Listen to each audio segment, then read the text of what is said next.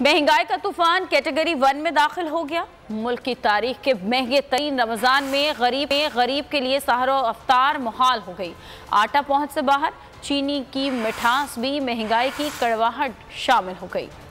फल गरीब के दस्तरखान से शॉर्ट हो गए, सब्जी खाना भी मुमकिन न रहा। मुर्गे की कीमत तो सुनकर ही होश उड़ने लगे।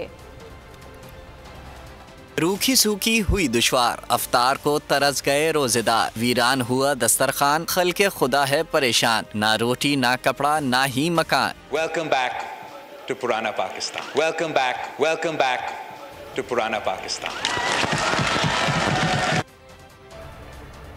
तो नजर आ रहा है सामने लिखा हुआ है जुल्म मिटने के लिए दो चीजों से मिटेगा भाई। एक अदल की कुर्सी पे जो लोग बैठते हैं ना, वो अदल के हिसाब से फैसले करने लगे।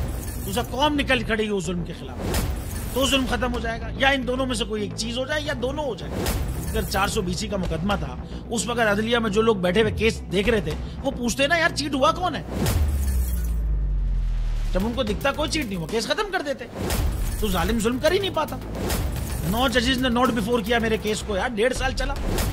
शख्सी जमानत का केस, सेम केस इस्लामाबाद में कर दिया। एक ही इल्जाम पे 2 केस हो नहीं सकते भाई।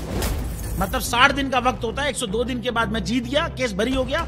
102 दिन के बाद अपील फाइल की, एक्सेप्ट कर ली। नहीं करते ना एक्सेप्ट, खत्म हो जाता ना जुल्म यार।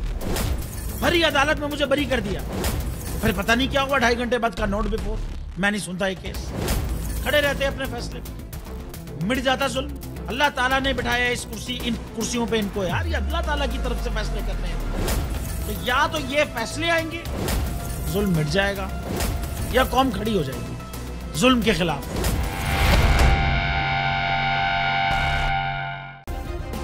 सब्सक्राइब करें और बेल दबाएं ताकि कोई खबर रह न जाए।